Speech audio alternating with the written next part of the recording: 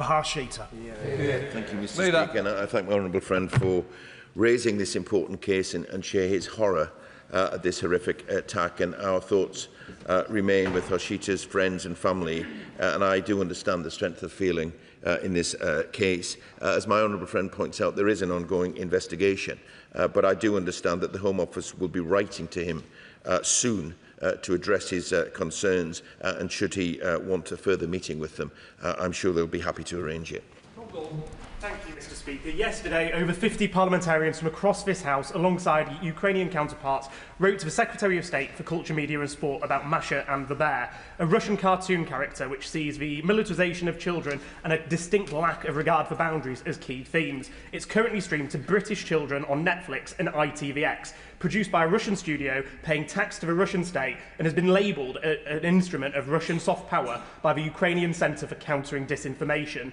Does the Leader of the House agree with me that British children should not be an audience for content with these propaganda concerns? And will the Leader of the House ask the Secretary of State for DCMS to bring forward a statement on what the government intends to do about it?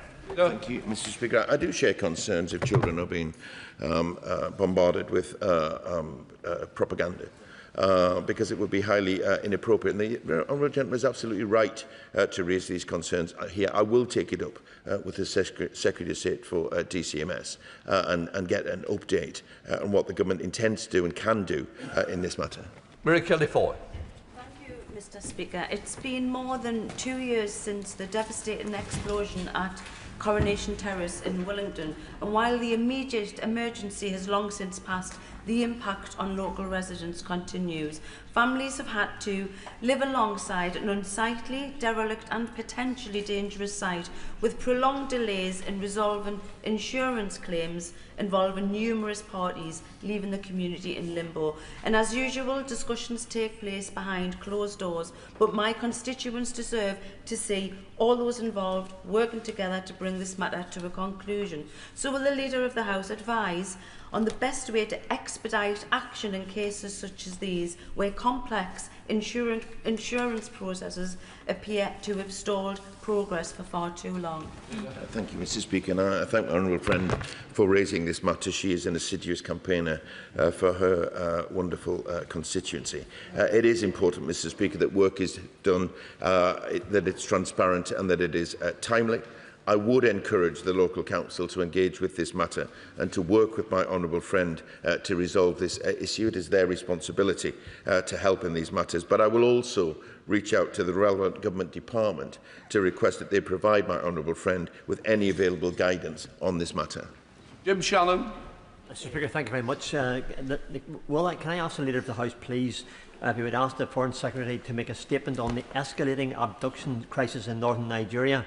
Reports indicated some 1,100 people were abducted in the first 4 months of this year, but last week gunmen, terrorists, attacked Government Day Secondary School in Lassa, Borneo State, abducting 36 students and 1 staff member during examination time.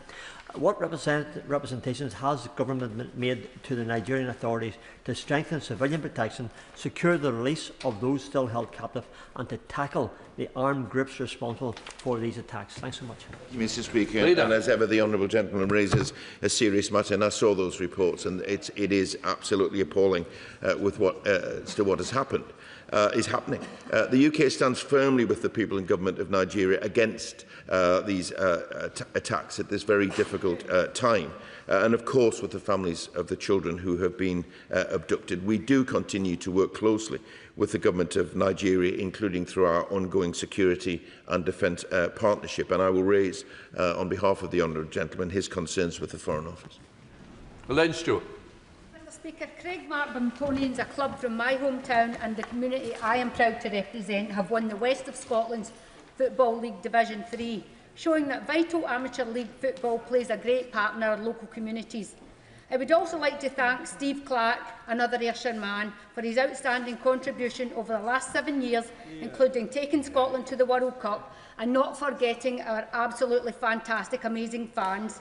Does the Minister agree that the achievements highlighted and the opportunities for a debate on the vital role that football plays within our local communities? Thank you, Mr. Speaker, and I thank my honourable friend for raising this matter. Football at every level, from Sunday League to the World Cup, play an important and vital part in local communities across the United Kingdom. So I join with my honourable friend in congratulating Craig Mark Burntonians on their success and recommend, particularly in the light of what is unfolding in the World Cup, that if should she apply for a debate on the importance of football, then I'm sure it would be well attended. Jones. Thank you, Mr. Speaker. Now, the Leader of the House will be very well aware that our UK Labour government has given over £340 million to the Plaid Cymru minority government in Wales, specifically for those with additional learning needs. So can the Leader explain why this money has not been distributed to local councils, and as all 22 local authorities and every teaching union called for? Why is this vital funding being held back? Why isn't it being used to support our Welsh pupils with ALN? I'm at a loss to understand this. Can he help, please? Thank you, Leader. Mr. Speaker. I'm not at a situation where I can help because I don't understand either. It does seem incongruous with what this government is seeking to do, but also I would have thought the intended actions going forward of the new administration. It's a great deal of money. The need is there, so I don't understand why it hasn't happened. I hope that the Welsh Government has listened to the very wise words of my honourable friend. Let's see what happens, but should she seek to hear directly from a minister about what further we can do from here, then I would advise her to seek an adjournment debate. Joe Morris. Thank you, Mr. Speaker. Last week, Sarah, the head of Pastoral Services at Hexham Primary School, and Friends of Hexham Primary School began their 24 hours challenge, where they raised over £28,000 by running and walking laps of the Wentworth Leisure Centre in Hexham for a continuous 24-hour period in one of the hottest weeks on record, no less. Would the Leader of the House join me in congratulating them for their actions, and will he support a debate in government time on support for respite services for children with families, children of SEND families in rural areas? Leader. Mr. Speaker, and I certainly join my honourable friend in congratulating the remarkable achievement of Sarah Dodd and Friends of Hexham Primary School, raising over £28,000, particularly during a heatwave. I'll be happy to raise my honourable friend's request for a meeting with the Department for Education to discuss how respite services for families of children with complex needs can be improved, but as he will have noticed, the Secretary of State is here and will have heard his remarks. Anderson. This weekend, over 500,000 people from around the world will descend on the Silverstone circuit, half of which is located in the Buckingham and Bletchley constituency, to hopefully see another British win at the British Grand Prix. The race will also see Buckinghamshire showcase its status as a hub for high-performance engineering, where over 8,000 people are employed by 1,700 businesses. Will the Leader join me in wishing British racers all the best of luck this weekend, and might he find time for a debate on the contribution of Formula One and motorsport to the UK economy? I certainly send everyone my best wishes and absolutely agree with my honourable friend that Formula One and motorsport bring a huge advantage to our economy, from the highly skilled engineers, researchers and developers to the success of British drivers, including Sir Lewis Hamilton, George Russell, Lando Norris. We have a great deal to celebrate. I hope there's more to celebrate in the future. I hope that all fans enjoy the race this weekend, and I thank my honourable friend for raising this matter today. Brackenridge. Mr. Speaker, will the Leader of the House join me in congratulating the 2nd Wentzville Scout Group on their upcoming 100th year anniversary? I pay particular thanks to Steve Rogers, better known as Codge, who, for 50 years of service and incredible dedication to so many young people over many generations in and around Wentzville, will he join me in thanking Codge and all involved in our Scout groups in Wolverhampton, Willenhall and across the country? Thank you, Mr. Speaker. My honourable friend is absolutely right to champion the good work of the Scouts, and I join her in congratulating the 2nd Wednesfield group in its upcoming centenary, a remarkable achievement. I also join her in thanking the voluntary service of Steve Rogers and indeed all the Scouts and Girl Guide leaders who generously give their time in support of young people. Alison Gardner. Thank you, Mr Speaker. On Sunday, I was delighted to attend the tea time event with the Fulford Community Choir. It was an uplifting and joyous event, and I congratulate Gail Sullivan, Wendy Godfrey, Anne Hollinghurst, Rowena Davis and all the volunteers and musicians who helped organise the event. Will the Leader of the House agree with me that choirs and community events such as this in Fulford Village Hall do so much to improve mental health, tackle loneliness and strengthen our communities and villages such as Fulford? Mr Speaker, I certainly join my honourable friend in agreeing that choirs and local events can do so much to support and bring together our local communities, including helping with mental health and combating loneliness. Volunteers who help to organise events like the Fulford Community Choir are providing an invaluable service to their local community, and my honourable friend is absolutely right to recognise them this morning. Thank you, Mr Speaker. Heat-related mortality has taken 10,000 lives over the last 5 years in England and exacerbated risk of ill health from asthma to stroke. With climate degradation, things are only going to get worse. So what steps are the government taking in order to address this and ensure there's proper facilities in workplaces and homes, as well as communities, to future-proof our society against extreme heat? Thank you, Mr Speaker. My honourable friend is right to raise this, and we know that extreme weather events are getting more common, and these issues will not go away. We're working across government to respond to the severe heat waves and mobilising support, particularly to the most vulnerable, who are, of course, at greatest risk of harm. As the Honourable Lady will know, the government is taking action to combat climate change, and I'll make sure that the points that she raises are shared with the relevant minister. Thank you, Mr Speaker. Wolverhampton Community Radio 101.8 WCR FM in my constituency of Wolverhampton West provides a vital service to people across the city, giving a platform to local voices, community groups, charities and volunteers, and keeping residents informed about the issues that matter to them most. I have been on the radio talking about knife crime and the Pride in Place programme at a time when we have had reductions in local radio services following commercial radio mergers.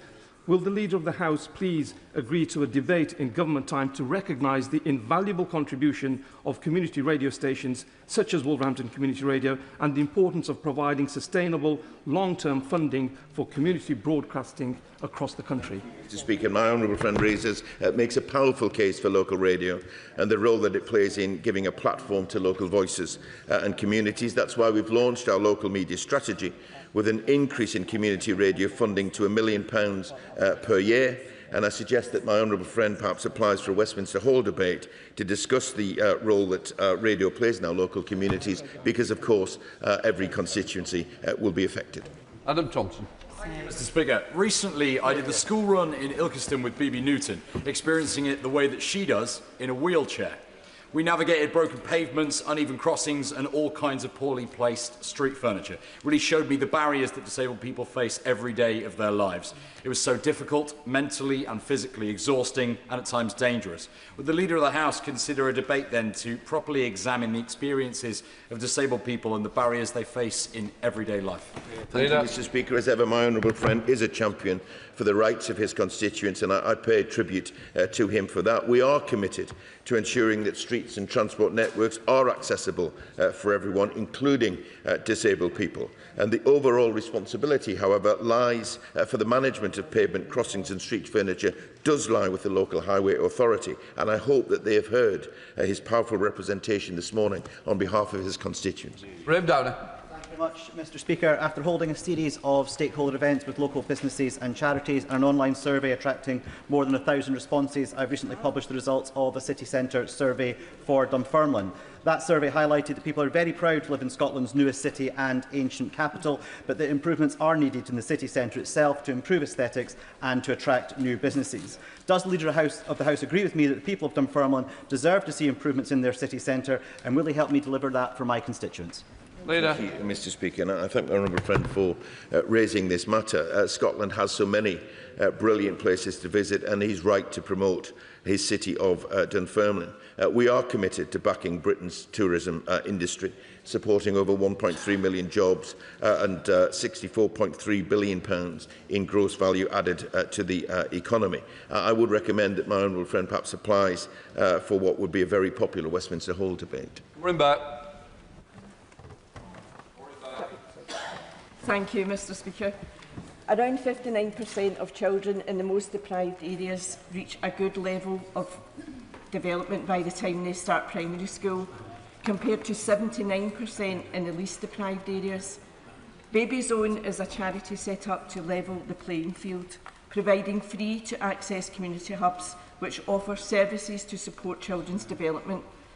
I recently had the privilege of opening Baby Zone's first Scottish hub in Easterhouse. I know it will make a real difference to local families. Will the Leader of the House join me in recognising Baby Zone's work? And will he consider allocating parliamentary time to debate how we close the development gap between affluent and poorer neighbourhoods so that every child gets a fair start in life?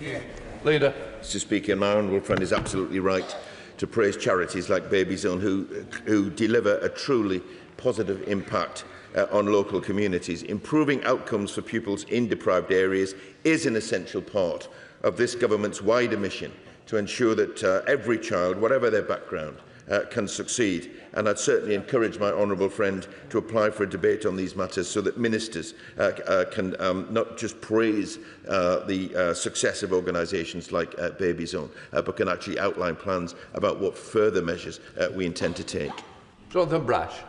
Mr. Speaker, Ward Jackson Primary School in Hartlepool has been named as one of the top 10 schools in the world for overcoming adversity on behalf of their pupils. In the words of the award organiser, it is a school where leaders refuse to let circumstance define what a child can become. So will the Leader of the House join me in congratulating pupils, families, governors and especially the extraordinary school staff at Ward Jackson on this brilliant achievement in leaving no child behind, which shows Hartlepool once again leading on the world stage. Thank you, Mr. Speaker. And this government is absolutely committed to giving every child the best start in life. And I will join with my honourable friend in congratulating Ward Jackson Primary School for being named one of the top 10 schools in the world for overcoming adversity. And I'm sure that this achievement would not have been possible without the support of the brilliant staff, the pupils' hard work and the dedication of the families. That completes business questions. Let the front bench change over.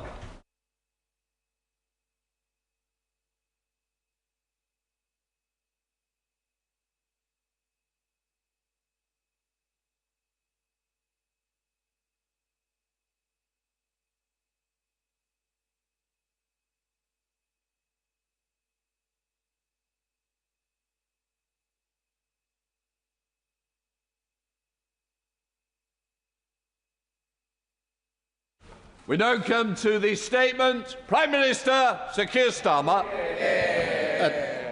Thank you, Mr. Speaker. This morning in Downing Street, I met some of the mothers and adult adoptees harmed by historic adoption practices in England.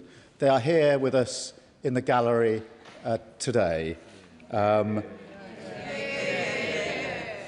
I had the chance to talk with them privately. They are the most remarkable women, and I know the whole House will want to join me in paying tribute to the extraordinary courage with which they've shared their harrowing testimonies and fought for the truth time and time again. I have to confess, as I said to them this morning, I found it hard to read the testimonies and to hear their stories. I found it particularly hard as a dad. How much harder it must have been for them to go through that, to set out their testimonies and tell their stories over and over again. As they said to me this morning, something which is so intensely private, having to be public, and the courage and resilience they have shown, and others alongside them, is absolutely incredible, and I want to mark that. Mr. Speaker, what happened to them and to tens of thousands of mothers, children and families should never have happened. It is a stain on our history. Mothers, many young, vulnerable and without support, were coerced, bullied or misled into feeling that they had no choice but to have their children taken away from them. What a thing to do. And Mr. Speaker, these were not isolated or accidental acts. They were practices embedded within systems across local authorities. across voluntary and faith-based institutions, and in health and social care services, including parts of what is now the NHS. All institutions that operated with power over people's lives. Yet they did so without compassion, without consent, and without dignity or proper safeguards. Mr. Speaker, these practices were particularly prevalent between 1949 and 1976, but also extended beyond those years. In some cases, women, including those placed in mother and baby homes and other institutional settings, were cut off from their families, relationships, education and employment, and subjected to harsh and isolated conditions.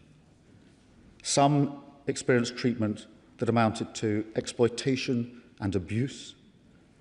Mr. Speaker, many were made to feel ashamed, and that came through very, very powerfully in the discussions I had this morning. Silenced and unworthy of care or dignity. Children grew up believing that they were unwanted. Young mothers were told that they were immoral and that their babies would be better off without them. And again, as they told me this morning, that lasts a lifetime and has a huge impact. Anne Lloyd Keane, here in the gallery, and of course formerly of this House, described to the Education Committee how she was stitched without anaesthetic and said, and I quote, that she was told, "You will remember the pain because you've been a bad girl." Mr. Speaker, many of those harmed in this way feel a gut-wrenching sense of shame, and Anne and others have said that stayed with her and that she still feels it today. And I know that this apology will not be able to lift that completely.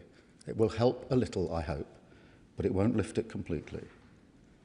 And today I say to Anne, to everyone here in the gallery with us, to all those impacted and affected, wherever they are in the country, and there are many, many thousands of them, including some who still have not been able to speak about what happened to them to this day.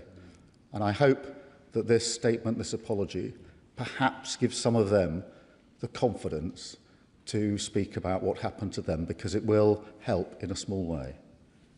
But I say this, the shame is not yours. The shame was never yours. The shame is ours. And I say that on behalf of the whole country. I say it to every single person impacted. We are deeply and profoundly sorry. To the mothers who were told they were unfit, who were prevented from caring for the children they desperately wanted to help and to keep, and who've carried this loss for decades. To those who were not given the information they needed to provide informed consent, who faced pressure or coercion, and who experienced practices that were unethical.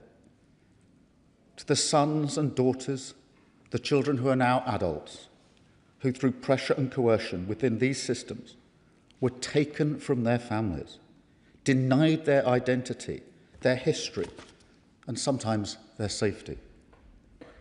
To those who grew up believing that they were unwanted, some of whom were even told directly that they were second class. To those who've carried a burden of loss, confusion and stigma, or who experienced neglect and abuse without the protection or oversight that should have been their right. To those who've experienced lifelong uncertainty, loss, or questions about identity and belonging, or whose mental and physical health, relationships, and sense of self across their lives has been affected. To the fathers who are denied a voice, excluded from decisions, or separated from their children. To the siblings, grandparents, partners, and extended family, and future generations who've lived with the consequences of these practices. To those who experienced harm from these practices, even while being brought up in loving homes by their adoptive parents. To those who were adopted across borders or cultures, who lost connections to their heritage, racial and personal identity. and to those from ethnic minority backgrounds who experienced racism or were treated differently within these systems, and who, as a group, were less likely to be adopted or to grow up in stable family homes. Mr. Speaker, I'm struck by the words of Debbie Irumli, who I met this morning. She says she was raised with racist views towards her own biological family. Mr. Speaker, how do you even begin to comprehend that? To each and every one of those affected, we say a deep and heartfelt sorry. Mr. Speaker, let me be clear and unequivocal. These harms were compounded by the actions and failures of the state. Governments funded, enabled and relied on systems that were not consistently or effectively overseen. The state did not prevent harm from continuing. The state bears responsibility for the systems it funded and legitimised, which enabled these practices to occur. The state did not do enough to protect mothers, children and families from harm. And for this systemic failure, I am truly sorry. Mr. Speaker, many of those affected have suffered a further injustice. They've had to fight for the basic human right to know their own story. As Sally Ells has put it, we are treated as if the information about our own lives does not belong to us. Debbie was told her birth mother's life would be in danger if she tried to search for her. Barriers put in place at every twist and turn. Records have in some cases been lost, altered, or not made fully accessible to those seeking answers. And the whole process is painfully slow, traumatic, and dehumanising all over again. Mr. Speaker, we do say sorry, and we mean it. But sorry is not enough. This must also be the start of real change, working with those affected and their families to improve access to records and to provide the care and support that people need. So today I can tell the House we will fund the development of a national online resource, creating a single access point to locate records wherever they may be held across the country. We will consult on requiring existing records to be retained for 100 years, so they will remain available across the lifetime of those affected. And my right honourable friend, the Education Secretary, is today writing to local authorities, regional adoption agencies and voluntary adoption agencies, setting out the expectation that requests for records should be responded to swiftly and with compassion and consistency. And we will expand access to funded intermediary services, with particular focus on pre-1976 cases where access to support is currently most limited. We will establish national virtual peer-led support groups for mothers and adopted adults to improve access to ongoing trauma-informed support across the country. And we will work with NHS England to ensure those affected are taken seriously when they seek help. This includes new support for clinicians to better understand the impact of forced adoption and respond appropriately in their care. The NHS England will also explore how those who wish to do so can have their experience of forced adoption appropriately recorded in their health record. And finally, to further recognise those affected and ensure we learn the lessons of the past, we will commission a testimonials project to capture the stories of those with experience of historic forced adoption practices. Through all of this and more, we will continue to meet regularly with those with lived experience, guided by them to get this support right, to learn from our past and ensure that nothing like this can ever happen in this country again. Finally, Mr. Speaker, this national apology reflects and builds on the approaches taken by Scotland and Wales, whose devolved governments have also issued apologies for these practices, which we fully endorse. And I welcome the process underway in Northern Ireland to establish a statutory public inquiry into mother and baby institutions, Magdalene laundries and workhouses. And I also want to thank the Joint Committee on Human Rights and the Education Select Committee for all they've done to shine a light on this injustice. But most of all, I want to thank those who have campaigned for so long to have the truth recognised, including those who are no longer with us, to hear this apology that they fought for. It should never have happened, and you should not have had to fight so hard for this day to come. But today, finally, I do say on behalf of the state and on behalf of the nation as a whole, we see you, we hear you, and we are truly sorry. I commend this statement to the House, Mr. Speaker. Shadow Secretary of State Alex Burkhardt. Thank you, Mr. Speaker, and I'd like to thank the Prime Minister for advance side of his statement and also for coming to the House to deliver this statement himself. On behalf of His Majesty's opposition, we welcome very much what he has said and agree that whenever the state makes grave errors, it has a deep responsibility to apologise for what it did to those that it has wronged. 185,000 children grew up in Britain without their mothers because of bad decisions and fundamentally flawed beliefs that treated unmarried mothers with a shame and stigma that today is mercifully alien to us. But those decisions and those beliefs have left a permanent mark on each and every one of those lives, on children separated from their mothers and on the mothers whose children were taken away. As the Prime Minister said, this is a stain on our history. Bonds between mothers and children are the foundation of security and identity, indeed perhaps the foundation of all we have. And whilst I know from very much experience that the act of adopting a child is amongst the greatest kindness one person can show another, and that many of those children will have gone on to be raised by loving families, there can be no doubt that they will also have carried a great grief across many years. One cannot help to be moved by the very powerful testimonies that some have given. I remember just one. The journey back from the hospital was the longest I held my daughter. It was 2 hours, and it was like everything suddenly made sense. I just felt like this was absolutely right, and I wouldn't let go of her. A woman appeared and said, "It's time," and she was taken from my arms and handed over. And the baby howled, I assume I did, and the following week they sent me back to school. Thousands upon thousands of such experiences happening every day in every corner of our country over many years. Thankfully, in the years since, a huge amount has been done to ensure that such things cannot happen again in our country. Change in adoption law and modern courts and legislation make a repeat of these injustices very much less likely.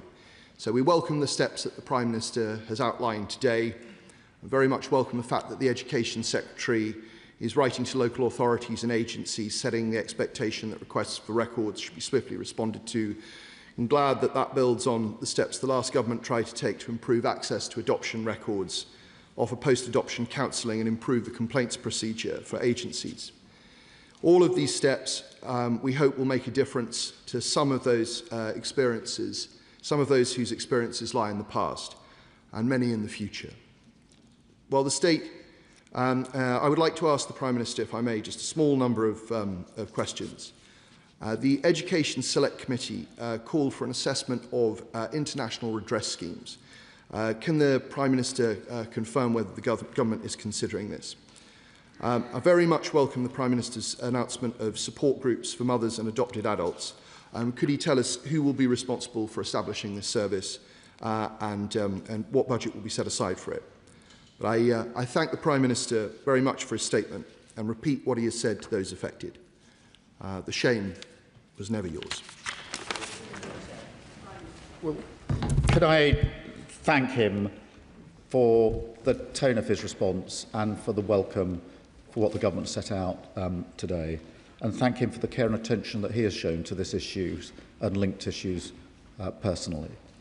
And can I say to him and the whole House that I genuinely believe it is so important that we speak with one voice in this House today, so that those affected know this is an apology from all of us in equal measure, and that it is a united House on an issue like this. And thank him for leading in that way, because it impacts not us in this chamber, it impacts all those who have been affected by this, to know that this whole House supports the apology that's given today, and the way it's been given is really important to them, and I do thank him for that.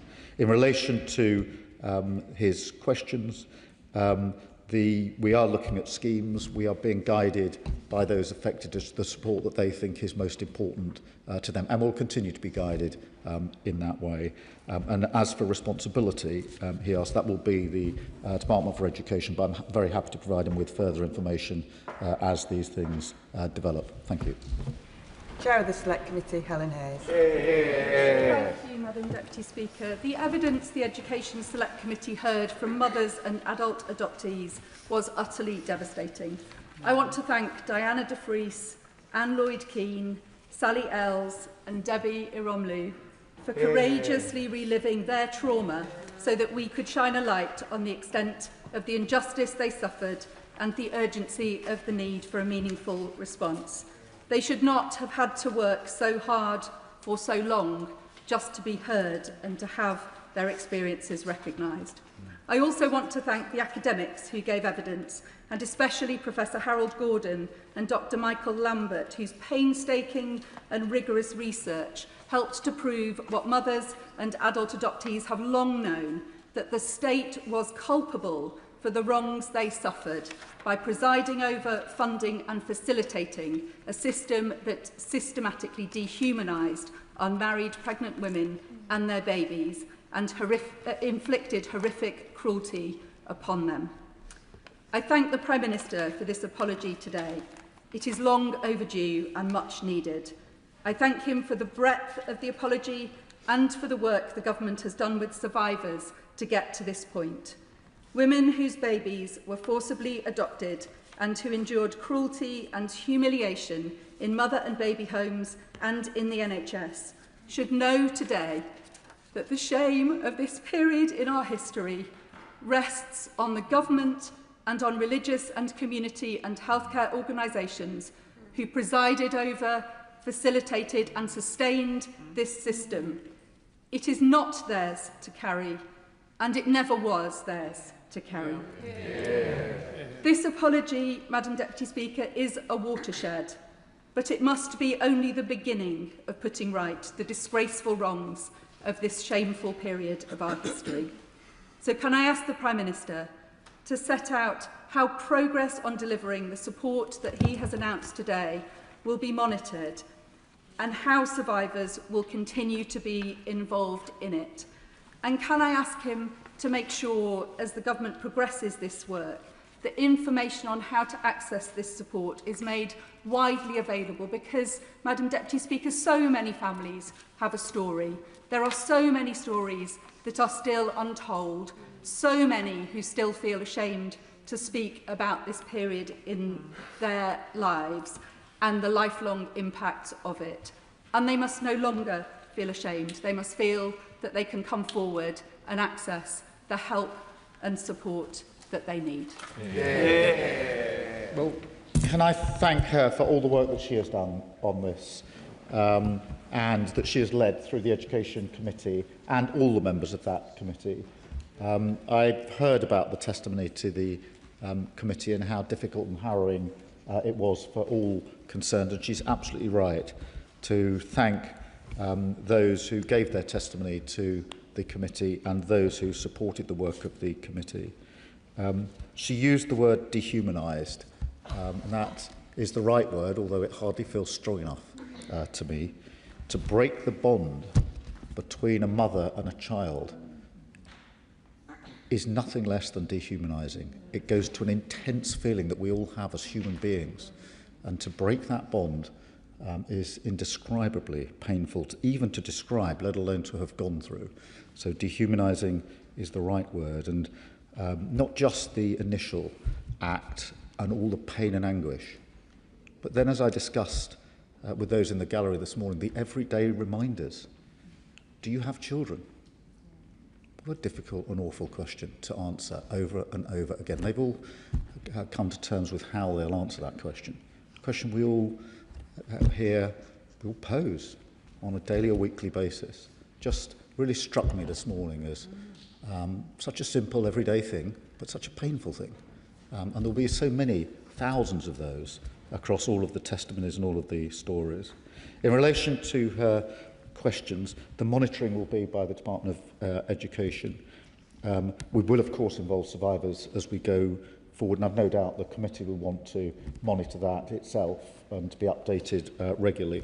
And the point she makes about making the support widely known is so important, because there are many thousands who need the support and they need to know it's available. And I'm acutely conscious, as I said during the statement, there are some who've still not been able to speak about this to this day. And I'd hope that by making it widely available and widely known, the support, that may help some of them to feel that they can come forward and get the support they need. Thank you. Liberal Democrat spokesperson Munira Wilson. Thank you very much, Madam Deputy Speaker. Could I thank the Prime Minister for advance sight of his statement? And on behalf of the Liberal Democrats, I'd like to welcome the Prime Minister's apology, and we associate ourselves fully with all of his remarks, including those about being united as one house in this apology. And can I pay tribute to all the mothers and children who have campaigned for so long, so bravely for this apology. Speaking as a mother, I cannot begin to imagine the trauma, the agony, and the shame they experienced and have had to live with. The testimony they gave to the Education Select Committee this year is some of the most powerful and harrowing ever heard in this Parliament. The mothers who gave birth denied pain relief as punishment, then given just a few hours or days with their newborn babies before they were stolen away, and the children only finding out years or decades later what had happened to them, discovering that they were victims of this appalling scandal. And this evil has been compounded by the long wait for an apology. It should have come long before now. It is a tragedy that Veronica Smith, whose daughter was taken from her 60 years ago and who founded the movement for an adoption apology 16 years ago, sadly passed away before she could see her campaign succeed. This apology is a tribute to her and all who have fought alongside her. And I hope it gives them some sense of closure. I hope it helps them know that the blame does not lie with them. It never did, but with those who did this to them and those who allowed it to happen. And that includes the Church of England, the Catholic Church, charities, and of course the state. But as the Select Committee heard, an apology in words alone isn't enough. It has to mean action to help heal the trauma this scandal has caused. So I very much welcome the steps the Prime Minister has announced today on adoption records, on trauma-informed support, and the testimonials project. Could he tell us, will that support include a specialist mental health pathway for all those who need it? And will he commit to a continuing dialogue, as the Chair of the Education Select Committee has requested, a continuing dialogue with the survivors on any further support and or redress they want to see? Because today's apology is not the end. It must be the beginning of a better, more caring approach to these mothers and their children. Thank you. Well, can I thank her for welcoming this apology and repeat just how important that is, that we are united across this House speaking with one voice. I do thank her for that. And she mentioned the long wait for an apology, a long wait for justice, and that's the double injustice, not just what happened, but then the fight, as is often the case, for acknowledgement of what went wrong. And we've got this wrong as a state so often. We circle the wagons and protect the decision makers and the wrongdoers instead of asking ourselves the question, where's the injustice here and how do we put it right? That has to change because it's happened in this case and it's happened in other cases. So I thank her for drawing attention to that. We are looking at mental health pathways. I think they're vitally important and how they need to be tailored as well, trauma-informed and developed. And yes, of course, we'll continue the dialogue with all of those affected and with the Education Committee and with the House. Thank you. Tracy Gilbert. Deputy Speaker. As an adopted person born in 1972, I welcome today's statement from the Prime Minister. I have no idea if my birth mother felt forced to have me adopted, but I do know that prior to the birth, she was in a Church of Scotland mother and baby home. My adopted parents have since died, but I'm sure they would not want to have adopted any child who had been forcibly removed from their mother. Does the Prime Minister agree with me that mothers should be supported by the state to look after their children and not forced to give them up? Can I thank her for sharing her personal experience? And it is obvious how hard that is. Things that are intensely personal and private, full of pain and grief, being said out loud in a chamber like this is really difficult. It's hard for some of us to comprehend just how difficult that must be. And so I salute her courage and resilience and all those that have spoken out. To have to speak out about something which is so intensely difficult, so over and over again, is incredibly, incredibly demanding. But the comfort, I hope, is not only that because of that you've been seen and heard, but that others will have the courage to speak out about what happened to them. And I thank her in that regard as well. And yes, we must keep up this support. Yes, we must keep up the dialogue, and we will. And I thank her again. Sir Edward Lee. I agree with everything that the Prime Minister has said, and I join in his apology. And of course, whilst historical misdeeds, and these are misdeeds, have got to be condemned, individuals have to be judged by the standards of morality of their own time, not our own, and we've got to bear that in mind. But I will say this, that those of us who claim to be of religious persuasion should remember that our religion should be one not of judgment, but of love. And that love should extend to everybody, young mothers, babies, and every frail person from the very beginning of life to the very end. Can I thank him for his contribution, of his welcoming of the report and his comments about love. I don't entirely agree with him, I have to confess, on judging people by the standards of the day. I understand the point he makes, but I think something as visceral as this, actually on any standards, was wrong then and now. I'm not disrespecting the point he makes. I just personally feel quite strongly that to dehumanise someone in this way is hard, really, to explain whenever the standards were in place. But otherwise, I agree with everything he said. Debbie Abrahams. Thank you, Madam Deputy Speaker. And I thank the Prime Minister for his really heartfelt statement. I think everybody here could feel that. But does he agree with me that we must recognise the lack of empathy, the dehumanising approach that was adopted in this practice? I'm minded of the statement, don't judge someone before you walk in their shoes, should apply. And unfortunately, still in some service areas, we don't apply this, and that is demonising and dehumanising of people. We do need to recognise and support our common humanity.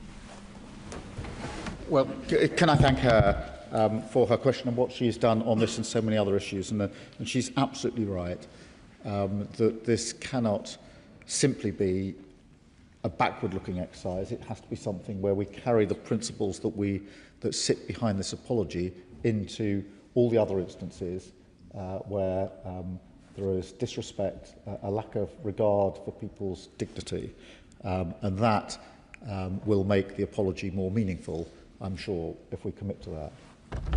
Sir Julian Smith. Can I thank the Prime Minister for the incredibly powerful statement. I was lucky enough to bring forward legislation in Northern Ireland for victims of institutional child abuse, and as part of that legislation there was an apology. Those people, like the victims in this case, waited decades for people in important positions to properly listen to them. And I think what he's done today is a massive step forward. But even when the apology took place in Northern Ireland, the churches could not bring themselves to move away from the script provided by their lawyers. And I would just urge every institution that has been involved in these horrendous crimes to properly say sorry. We've heard about the processes that will follow this statement, but could I urge the Prime Minister to use the considerable power he will have as a former Prime Minister to stay involved in this issue? Well, can I firstly assure him I will stay involved in this issue? It's a deep injustice. Secondly, can I thank him for the work that he did in Northern Ireland, because it was a really important moment. He's absolutely right about the way others, the churches, the example he gave. Because if you say you see someone and you hear someone, you have to see them and you have to hear them. You can't give an apology that is just lawyer's script. You have to listen, you have to take it in, you have to try and understand. You can't completely, because you've not been through what they've been through. And I would like, in that regard, if I may, just to thank the Secretary of State and her team for the way that they have gone about preparing this, because I know that they've tried their level best to make sure that they have reflected, seeing and hearing those who have been affected by that. And it does make a difference, because an apology can be a formal form of words, or it can be something which is heartfelt and meaningful. And I hope, beyond hope, that today is received as something heartfelt and meaningful. And I extend thanks to the team in government who've done so much work to try and ensure that that is the way today is received. Serena Brackenridge.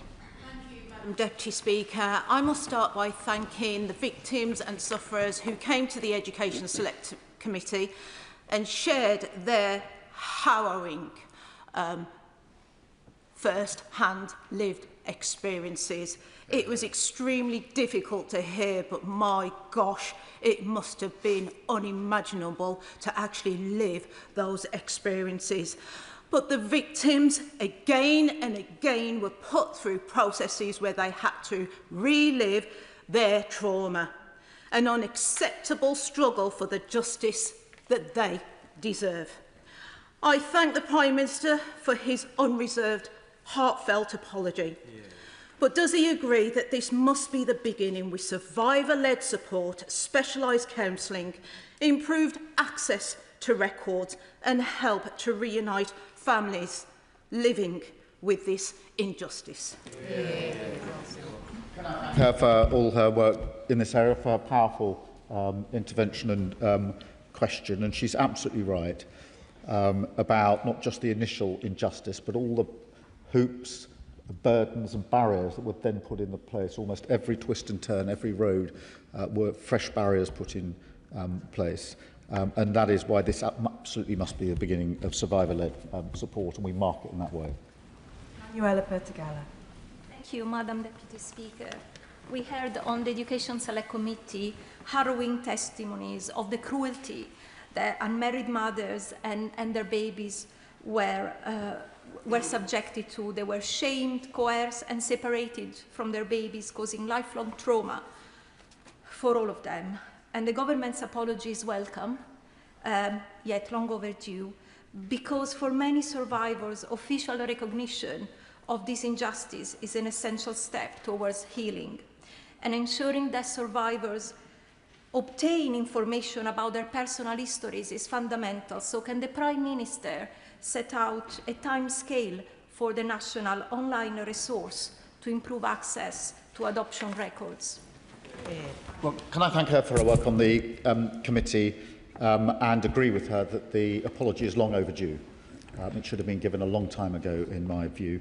The point she makes about information is so important, and the online resource will be put in place as quickly as possible.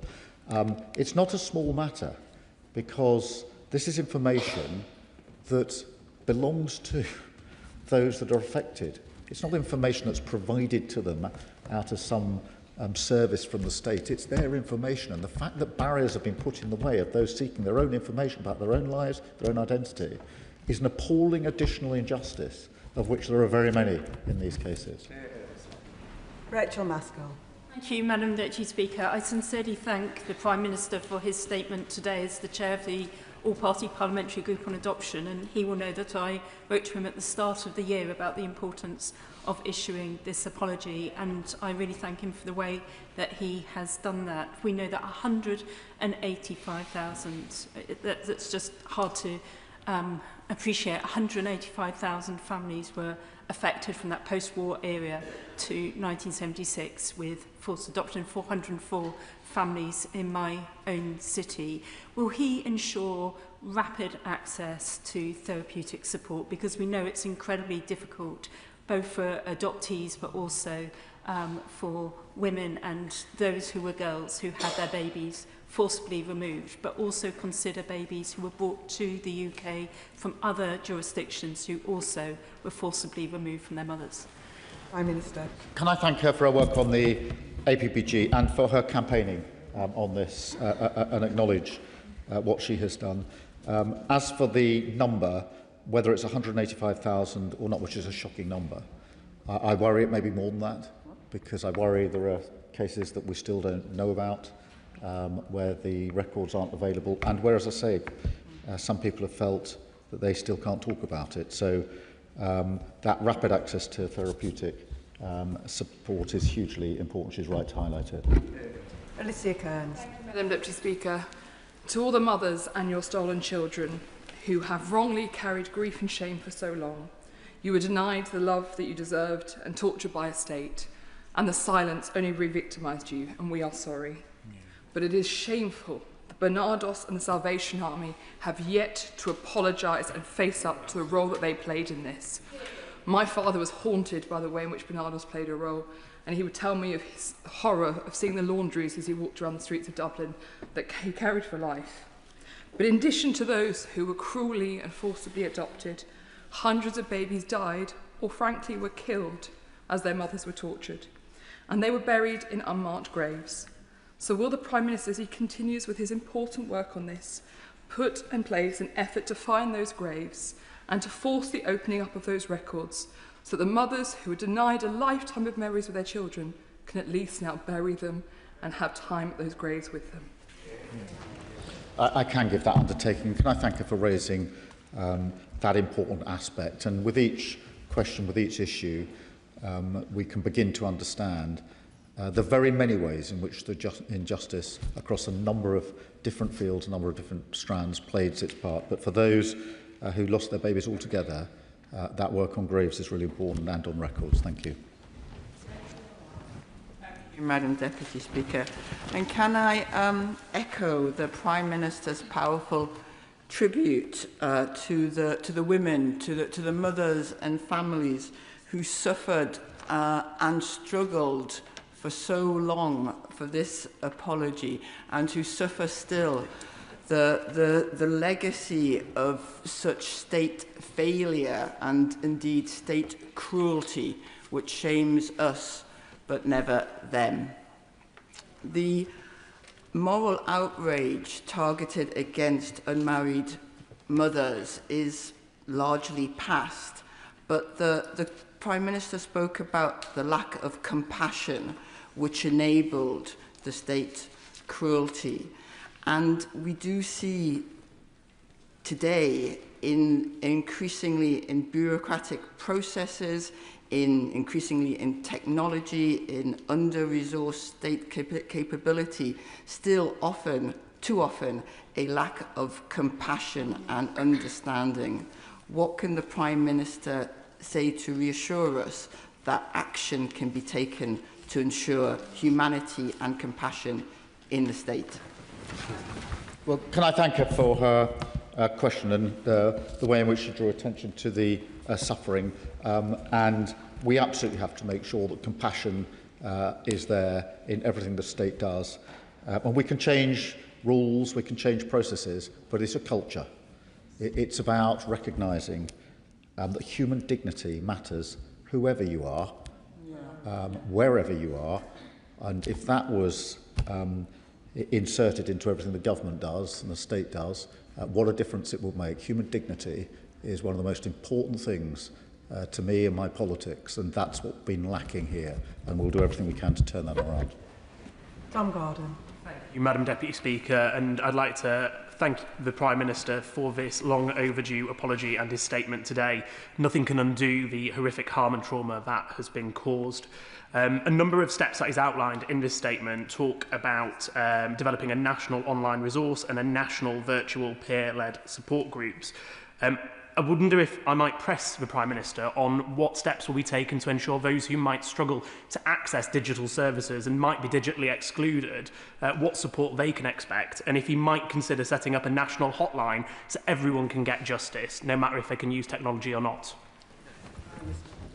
We are setting up a national advice line because it is important that it is national, that it is available, and that it comes in different forms, because digital will work for most people but not necessarily everyone, and this is where we need to make sure that everybody affected and everybody who hasn't come forward yet finds a way to get that support in the appropriate way, and we'll take those steps. Florence Eshelame. Thank you, Madam Deputy Speaker. And I also want to thank the Prime Minister for this important statement and to pay a tribute to the courage of the women who came forward, including my constituent Anne Keane. Shortly after I was elected in 2019, I met Anne. We first met online. And what I sensed from Anne was someone who was not going to give up until her voice and the voices of many women who suffered this injustice that wrong had been right.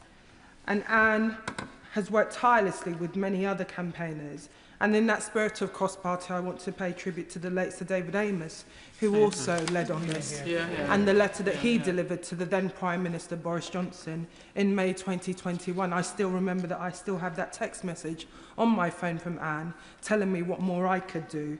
I also served on the Joint Committee on Human Rights when we launched our report in July 2022 under the chairmanship of the Noble Baroness Harman. And it is right that this apology has come, but as everyone has mentioned, this apology is not enough. I want to ask the Prime Minister what more can be done to ensure that the voices of women are taken seriously. We had the maternity statement the other day, and a running theme in all of these injustices is women not being believed, women being silenced, and women being told that they are the problem. What more can we do to ensure that women's voices are front and centre when it comes to matters concerning them? Yeah. Can I thank her for drawing attention to the anguish that the mothers must have felt, and that constant sense of shame that was inflicted, but also to the adult adoptees, as they described them this morning. This message of being unwanted is really hard. And as they said to me this morning, it's not something you can just offload. It's not something that changes.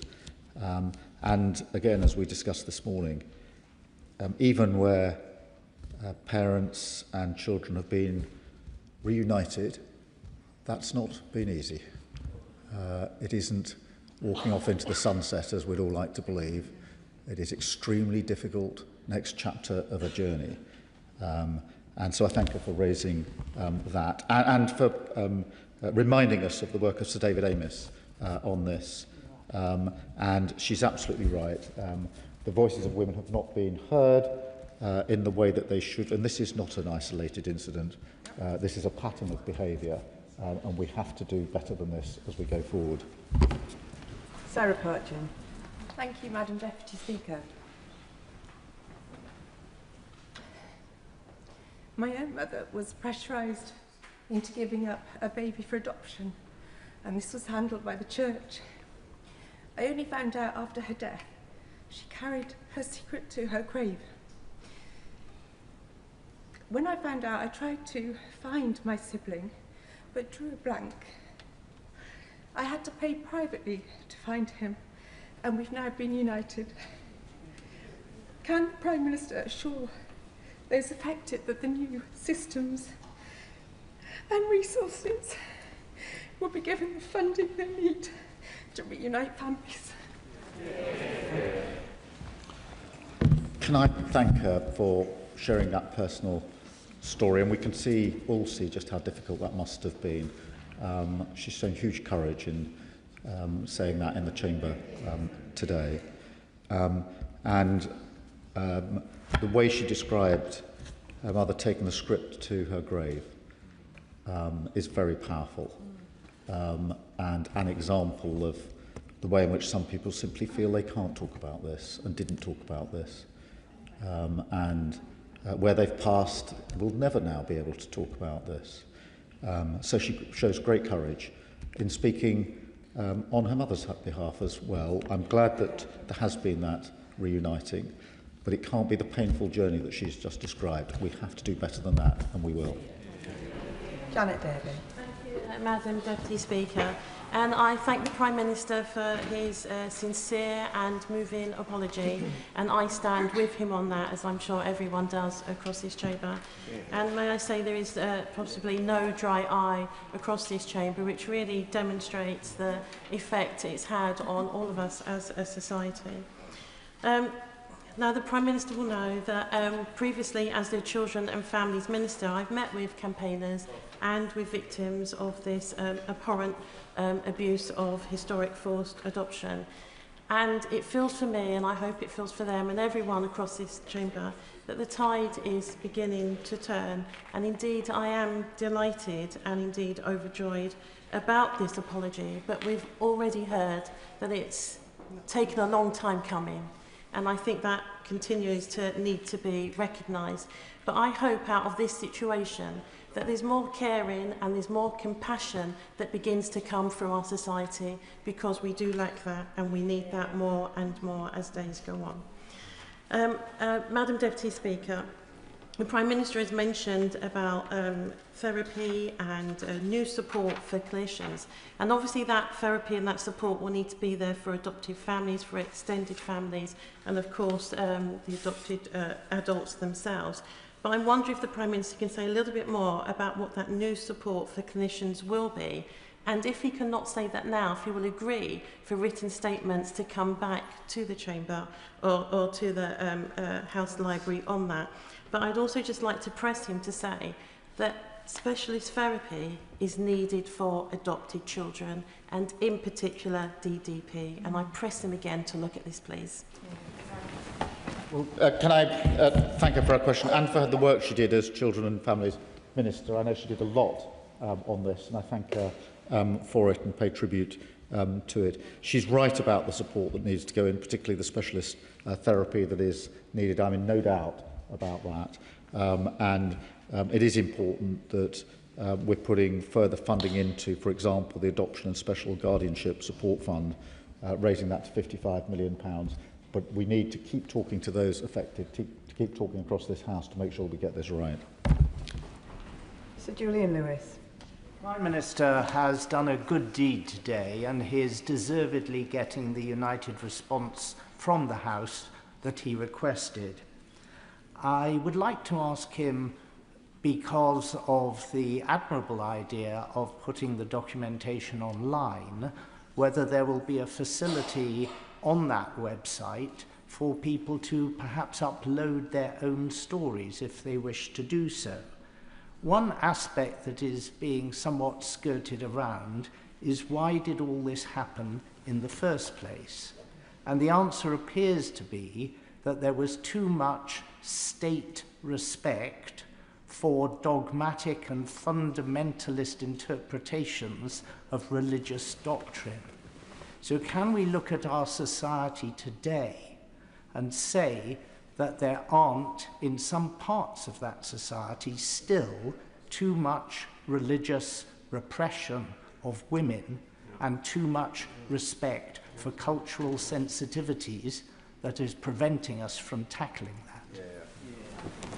Yes, we can say that, and we should say that, and I thank him for reminding us that this is not all about the past. And if we mean what we say, we have to tackle the present as well. And I was struck not just about the dogmatic adherence to what were thought to be views at the time, but the complete lack of empathy, the complete lack of feeling. That is something else. That goes beyond dogma. That's just how human beings treat each other. And the examples I've had described to me are about individual human beings dehumanising other individual human beings, and they didn't have to. They chose to act in that way, adding even more grief and pain to what was an awful injustice in any event. As for the uploading of stories, there will be, I think, the facility for testimonials to be there. Obviously, only if people want to share them, but we are looking at how that can be done. Olivia Blair. Speaker, and I have to thank the Prime Minister wholeheartedly for this apology. I think that everyone present today can see the pain and the real need for this. And I want to ask specifically, quite technically, about the national online resource. We know that families often end up paying huge amounts of money to try and locate other family members. Often DNA is a way that people are reunited. Is that something that has been considered in an online resource as being able to help people whose records may have been lost, heavily redacted, or withheld to reunite with family members? Well, I thank her for raising this, and we're working with all those affecting the families precisely on that issue to make sure that all the relevant information is put together. It's a difficult job because it's held in different places in different ways, and therefore I can't stand here and pretend all the information's available. We've simply got to get it into one place. It is going to take a lot of work to get it all there, and some of it may not be retrievable, but we'll do everything we can to make sure it's as complete as possible, as quickly as possible. Bennett. Thank you, Madam Deputy Speaker. The apology today is so welcome, and my heart goes out to all those people who have campaigned and been hurt by the failings of the state. In his statement, the Prime Minister said, and I quote, "These harms were compounded by the actions and failures of the state." And just this week, in this chamber, we've heard about that for women who are pregnant, when they're labouring, when they've just had a baby and they're very vulnerable. The adjournment debate on Monday night was about DES and justice for women who, over the decades, were prescribed a drug long after it was known it was harmful. And Baroness Amos's report this week says that this isn't just a historic problem with misogyny in the state, but today, women who are having children are ridiculed, not listened to, and are hurt as a result. So I ask the Prime Minister, how can we unwind misogyny from the state? Well, can I thank her for raising this? We have to tackle misogyny in all its forms, wherever it rears its head, and it's here with us today, as she rightly says, even this week in the Chamber, in the various debates and issues that have been raised and are constantly raised. And therefore it is important that we address this by looking at it historically, up to today, and then forward and across the board. And I thank you for raising it. Cat Eccles. Speaker, and can I add my thanks to the Prime Minister for this long overdue apology from the government for the historic forced adoptions in mother and baby homes across the country. It's something that I have campaigned for since coming to this place, and for far too long the horrific experiences of mothers and their children were ignored, and sadly many have passed away before this day has finally come. So I join everybody here in paying tribute to all the mothers, children and campaigners and the relatives that have supported them along the way, who fought tirelessly, and recognise your courage and determination. Today we take away their shame because it is not theirs to bear. Many have been left scarred by the trauma they endured, a lifetime of feeling unworthy, unloved, judged and guilty. And many babies lost their lives due to poor maternity care, and the location of their burials are not known. So could he consider a way to memorialise the lives lost, giving back some dignity? But does he also recognise that even modern adoption practices are inadequate, leaving adoptees and their families ill-equipped to deal with the trauma, attachment issues and identity struggles, and we must learn lessons from all these historical events? Well, can I thank her for her campaigning on this issue? And in both respects, we have to find a way of providing memory to those that lost their lives. and to those mothers who passed away before today. This took too long. As a result of that, they're not hearing this apology. And we need to be really clear, that is an additional injustice. Thank you. Bradley Thomas. Thank you, Madam Deputy Speaker. This is long overdue, and so I congratulate the Prime Minister on bringing this forwards and for the tone in which he's delivered it. If I may, I'd like to raise a case of Jenny and Scott, two constituents who I've been supporting in recent months. They have for 6 years now been fostering a child called Alfie. They've provided a loving and nurturing home to Alfie, but they have persistently come up against blocks from the state as they seek to adopt him. Walsall Council in particular, they found it very difficult to gain support so that they can progress with adopting Alfie. And regretfully, they've had to now instruct the local authority to look towards a new fostering placement for him. Does the Prime Minister agree with me that whilst a pragmatic balance has to be struck between safeguarding and enabling a loving home to be found, the state must remove any bureaucratic obstructions along the way? And will the Prime Minister support me in trying to secure a meeting with the relevant minister so that Jenny and Scott can elaborate on this more comprehensively? Can I thank him for raising the case of Jenny and Scott and Alfie, can I assure him that if he provides the full details, I'll make sure not only that the relevant meeting takes place, but that we look at the details of that particular case. Uma Kumaran. Thank you, Madam Deputy Speaker.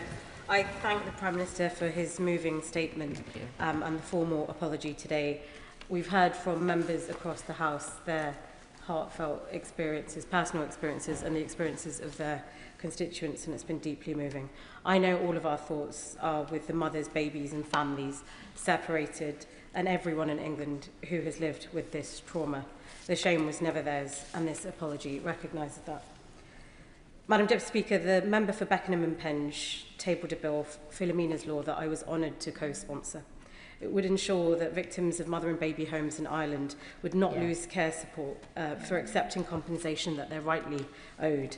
In the spirit of today, will the Prime Minister reiterate this government's commitment that survivors of Ireland's mother and baby homes will have their social care entitlements protected? And would he ensure that we continue to work closely with the Government of Ireland to ensure that British survivors abroad are also supported in this? Can I thank her for raising this really important issue? And I'm aware of the issues, and I will remake that commitment that she asked for. Dr Al Pinkerton. Oh, thank you, Madam Deputy Speaker. And can I thank the Prime Minister for his statement today and for the apology on behalf of the State? And can I also acknowledge the visitors that we have in the gallery today and the extraordinary testimonies of members across this House. So often this chamber is divided along the lines of party politics, but on days like this we are united as living and breathing and feeling human beings, and I think this chamber is at its best at those moments. My constituent, Lynn, was forcibly adopted shortly after the Second World War. And in order to understand her health concerns, she was eager to understand something of her family medical past. And she was denied access to medical records for many decades. And in fact, it was only a very helpful social worker who sought to try and reconstruct her family's medical past for her and with her. Given what the Prime Minister has said about the new national online resource today, could the Prime Minister say a little bit more about whether that will include details such as family medical history, so that constituents like Lynn might understand a little bit better their own health concerns? And also, given the highly time-sensitive nature of this, given that children were often born in the late 1940s and 1950s, can he say a little bit more about the timescales he expects to deliver this new resource? Well, can I thank him? And I think the unity across the House and the courage of a number of members in speaking out has been incredibly powerful. I think this aspect of how this House works is not well known enough. And we all have a duty to show this House when it's behaving well, not just this House when it's behaving not so well. And in relation to this business of being denied access to records, this again goes really deep. These are the records of the individuals who are trying to access them, about their lives and their identities. And yet barriers are being put in their place to access their own material. and this has to stop. And so we need to do everything we can to make sure those medical histories are available. And he's absolutely right. We need to move at speed here because we're talking about events now, in some cases, of many, many years ago. So we need to move at speed, but we need to just remove the barriers. This is information, personal information, private information about people, about their background, their identity. They're entitled to it. And nobody should be putting barriers in the way of that. And I know they have done. We're in the just. Thank you, Madam Deputy Speaker. I'm really grateful to the Prime Minister for his heartfelt statement and apology. As a man of faith, I struggle to see what possible religious justification there could have been to have babies taken away from young mothers just because they were not married. And I have to feel a sense of shame as well that religion could be used in such a way. But I would like to join the Prime Minister in paying tribute to all the mothers, the campaigners, members of trade unions as well, including members of my own trade union, the GMB, for the decades of campaigning that they carried out to achieve this apology, and one would have hoped that the apology could have come sooner. But can I please end by asking the Prime Minister, does he agree with me that it is never too late to issue an apology for a wrongdoing? Yeah. Prime Minister. It is never too late to issue an apology for wrongdoing. I wholeheartedly agree with that, and pay tribute to all those that have campaigned, including trade unions and the GMB. He's absolutely right about what went wrong here, because the question that should have been asked was, what support can we give you to be able to bring up your baby? Not the questions that were asked. And if that question had been asked, we wouldn't be standing here today in the way that we are. Douglas Lumsden. Thank you, Madam Deputy Speaker. Can I also welcome and thank the Prime Minister for his statement today. I was actually a member of the Scottish Parliament when it issued its own apology, and I know how important it was to those families. Can I ask the Prime Minister how the Government will work with devolved governments to provide ongoing support, access to records and potential redress schemes to those affected? Well, I thank him, and for reminding us how important it was in Scotland as well. We have to work with the devolved nations on this. It is important that we do so constructively, positively and at speed, because everybody affected needs to know that we are all pulling together on this, and that where information and support is needed, it will be provided as quickly as possible. James Nash. Thank you, Madam Deputy Speaker, and I welcome today's heartfelt and important apology. The Prime Minister may recall that 16 years ago, Gordon Brown publicly apologised to Britain's child migrants, 130,000 young children sent overseas, often without their parents' consent, to Commonwealth countries around the world. Margaret Humphreys and the Child Migrants Trust, which is based in my Rushcliffe constituency, continue to support survivors and campaign for recognition and redress.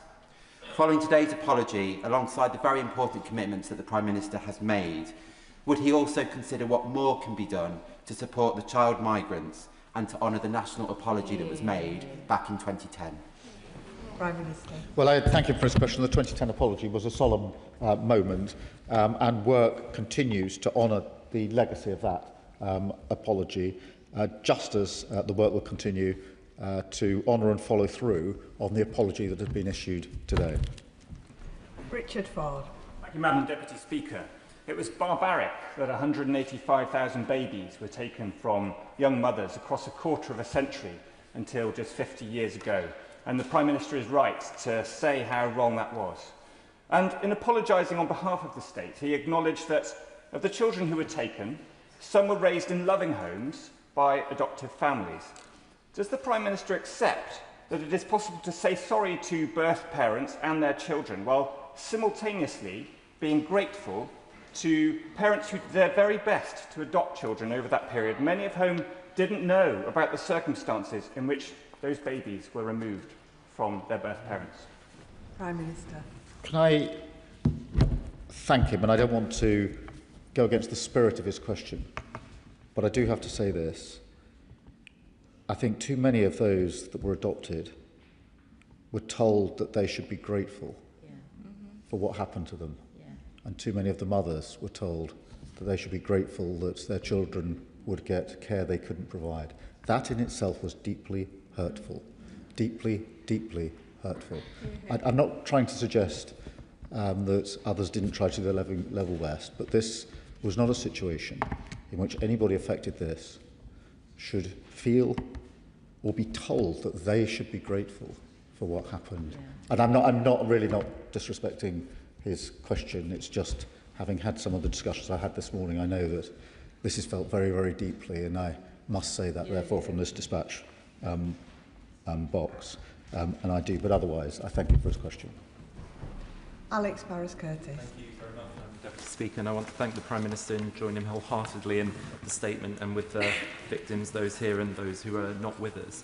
As he said, it's another example of the perpetuation of abuse, not just in the initial abuse, but then in the cover-up, the secondary abuse that follows, the denial, the frustration for victims, their families and friends to get the truth. So I wonder what more you can say about that and the culture change that can be embedded, not just across the state, but at every institution that this applies to, so that this stops happening, but also that there is accountability where that does once again happen. And if I can just quickly join with my honourable friend with what he said about the Child Migrants Trust and urge the Education Secretary to perhaps look at the work that they've done, because I had worked with them before working in this place, on testimonials, because I think some of the experience there will be very invaluable for victims, for their stories, if they want them to be told and recorded, for them to be so done. Well, I thank you for raising that, and I do think it's really important that we learn those lessons and draw where we can on the examples of other apologies and the legacy that has gone through. He's absolutely right to highlight the fact that there's not just the initial injustice, there's then all of the further injustices at almost every twist and turn where those adopted have tried to find their parents being told it wouldn't be good for your mother if you tried to find her. Or you can't have access to your own records, which will help you with your own identity and sense of worth. All of these injustices build on the initial injustice, and they're not also historic either. Some of them are much more contemporary. And if we're really going to deal with this, we have to deal with this recognising that with our eyes wide open. Jim Shannon. Thank you, Madam Deputy Speaker. Can I also thank the Prime Minister very much for his statement, for his very careful and soft-spoken words, and also for the apology. And an apology, while vital for healing, is only a first step. It must be followed by tangible, compassionate action. We owe them nothing less than the total truth and structural redress, as well as our compassion for a lifetime of sometimes feeling unloved and unwanted, when this could not be further from the truth. We cannot give their years or the relationship back, but we can be honest and step up. So can I ask the Prime Minister what concrete steps are being taken to guarantee streamlined free access to original birth records? What cooperation is happening with the devolved administrations in the Northern Ireland Assembly to ensure that the survivors across the entirety of the United Kingdom can and will receive the same standard of tracing services and therapeutic support? Thanks so much. Well, can I thank him? And he's absolutely right. There has to be tangible action coming out of this, and that has to be streamlined as he's described. We need to work with the devolved administrations. What we cannot do now is add a further injustice to all the injustices we've been describing during the course of this session by anything that makes it harder from here on in for people to get the support and the information that they need. And so we need to action what we're saying today, and we will do so. Whereas, Madam Deputy Speaker, Rosemundy Mother and Baby Home, a Church of England affiliated institution in St Agnes in my Camborne, Redruth and Hale constituency, was a key institution in this scandal. The shame and pain has lived with these families for decades, and many have since taken this pain to their graves. As the Member of Parliament for St Agnes, I warmly welcome and echo the Prime Minister's national apologies and the lessons learned, so that we can at least try to relieve a tiny fraction of that pain. But does the Prime Minister agree with me that we simply would not be here today without the tireless and extraordinary efforts of the campaigners? Prime Minister. Let me wholeheartedly agree with him and thank him for highlighting the particular issue in his constituency. There will be other examples in all constituencies, I suspect, and thank him for highlighting that. But we would not be here without the hard work of the campaigners. Let's be blunt and let's be honest. about that, and their work was not heard quickly enough, in my view. I'm glad that we've got to this day. It's an important day for them, but it's also an important day for us, because we need to recognise that this is about the state. This is about how the state responds, how the state acts, and so it's an important point for all of us as well. Chris Vince. Thank you, Madam Deputy Speaker, and I thank the Prime Minister for coming here with his heartfelt apology. And can I thank all of the campaigners for being here today and for the evidence they gave on the Education Select Committee. I was incredibly proud to be on the Education Select Committee when we reopened this inquiry, and I also want to pay tribute to my humble friend, the Chair of the Select Committee, for the work that she's personally done on this, and also the Minister and the Secretary of State. And we heard some really compelling evidence, not just from the parents, from the mothers who had their babies so cruelly ripped away from them, as described by many members across the House, but also from those who were themselves adopted. And I can see Sally in the gallery there, who spoke about a feeling of not belonging. So would the Prime Minister agree with me that when we look at supporting those people who are victims of this terrible injustice, it's not just about supporting those mothers, but also supporting those babies who were adopted, who are now obviously adults? Well, I'm grateful to him, and I know the testimony was really powerful, and let me thank again the Select Committee for their work. But he's absolutely right that we have to see everybody affected here, and of course that is the mothers, of course that's the adults who were adopted. It goes beyond that, the extended families, the other members of extended families, siblings, and of course those who sadly passed before we got to today. But he's absolutely right. If we're going to hear and if we're going to see, we've got to hear and see everyone impacted by this, not just some. Anthony Blake. Madam Deputy Speaker, I want to thank the Prime Minister for this long-awaited and long-overdue heartfelt apology on behalf of the state. As a mother to an 18-year-old daughter, each day that takes me further away from the day I gave birth to her, the more fiercely I hold on to the precious memory of her entering this world.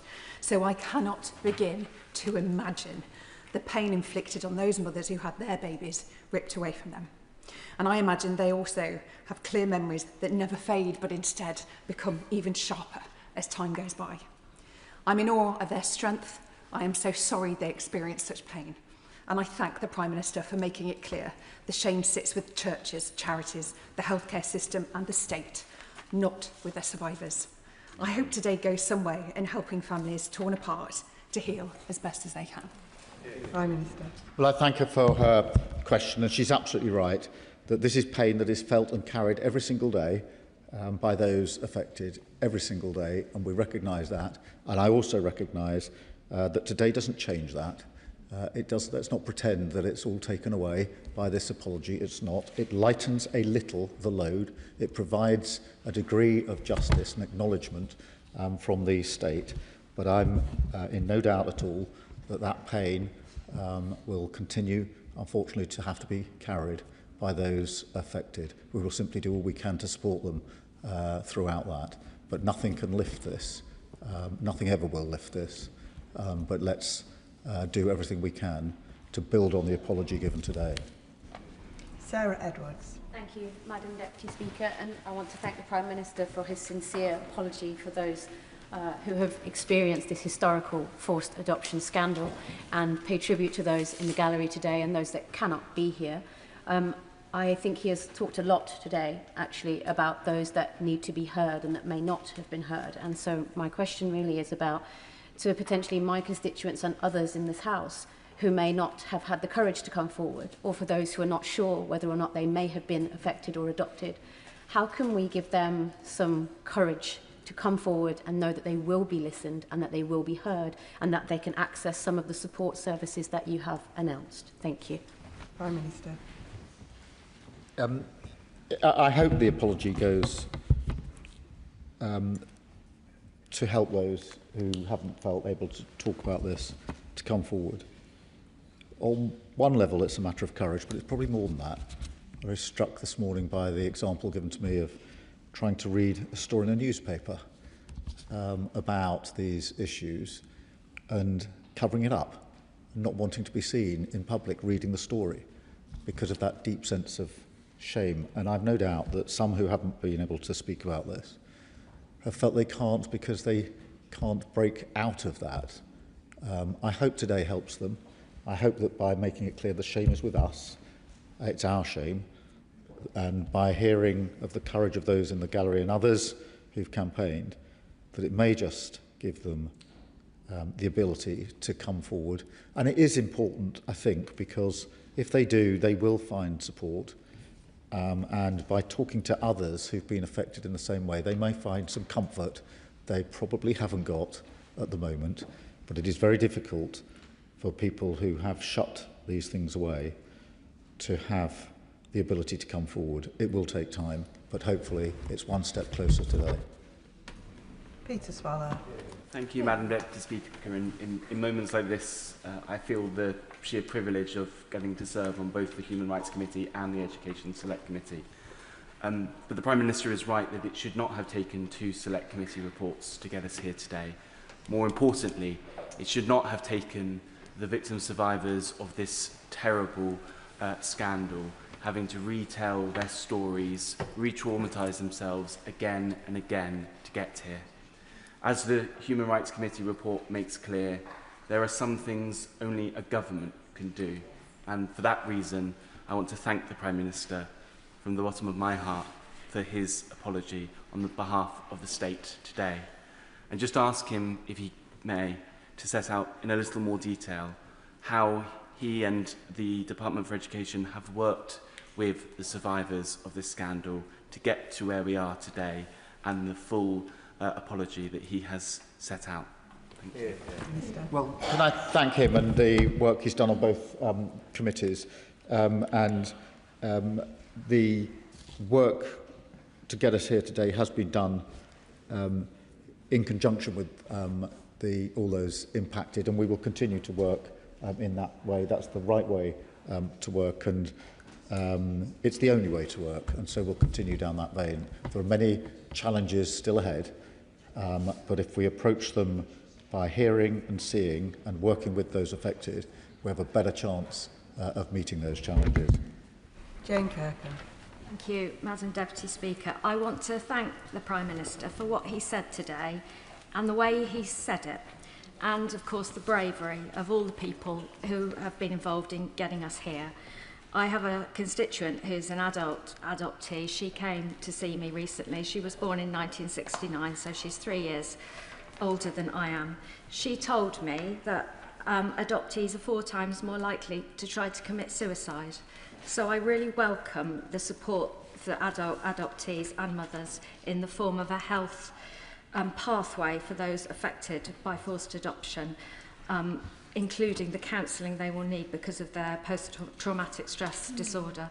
She also asked me to bring up the possibility of marking medical records for adoptees so they can get the screening and support they need for those who don't have a medical history to fall back on. Yeah. Prime Minister. Can I thank you for raising those issues, which are really important, and we will work with her and others to try to make improvements here and put the appropriate support and screening and information in place. And that concludes the statement. Point of order, Jeremy Corbyn. Thank you, Madam Deputy Speaker. I rise on a point of order of which I've given prior notice to the member for Lincoln, the Parliamentary Under Secretary at the Foreign, Commonwealth and Development Office.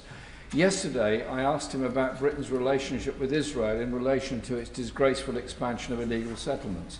I made the point that these are illegal and supported and facilitated by the Israeli government.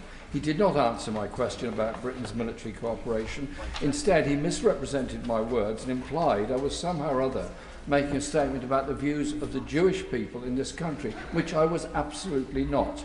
I would like your advice on how I can ensure that the Minister comes back to the House, corrects the record and answers the question that I asked him.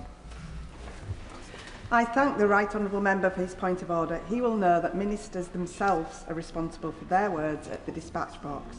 The Treasury front bench will have heard his concerns, and I'm sure that they'll pass it on to the Minister. The Right Honourable Gentleman is an experienced member and will know that there are a number of routes available to him to further pursue questions to the Government on this issue. The clerks of the Table Office can advise him further if needed. Point of order, Deputy Speaker. Point of order, Joe Robertson. Thank you, Madam Deputy Speaker, and I can confirm I've given the required notices. Yesterday in Westminster Hall, the Maritime Minister, the Honourable Member for Selby, may have inadvertently misled the House in that he stated on 3 occasions that a Court of Appeal judgment changed the legal status of maritime Coast Guard rescue officers. It's simply not true. The Court of Appeal confirmed worker status that already existed and has existed for years. Indeed, it is the Maritime Coast Guard Agency, backed by the government, that is now seeking to change the status of those brave heroes to that of unpaid volunteers. Madam Deputy Speaker, can you advise me on how I seek to get the record corrected? I thank the honourable gentleman for notice of his point of order. The Treasury benches will have heard his point and will doubtless communicate it to the Minister who is in his place, who will be able to consider whether there is anything in his remarks which requires correction or whether, taken as a whole, they gave an accurate account of the situation. Point of order, Florence Eshelome. Thank you, Madam Deputy Speaker. I just want to seek guidance from your good self in terms of how I can remind members. I am proud to serve the constituency of Vauxhall and Campbell Green with many wonderful venues, hosting many fantastic events, but members, in terms of notification, including senior members, when they have speaking events, which are not private events, they should be notifying the said member. I thank the honourable member for giving notice of her point of order. When a member visits another member's constituency, except on purely a private visit, they should take reasonable steps in advance to tell the member in whose constituency the visit is taking place. The document called The Rules of Behaviour and Courtesies in the House of Commons deals with this matter. Failing to follow that guidance is regarded as very discourteous.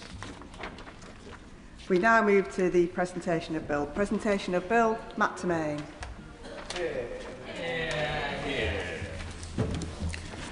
Controlled Drugs Procedure for Specification Bill. Second reading, what day? Friday, September the 11th, 2026.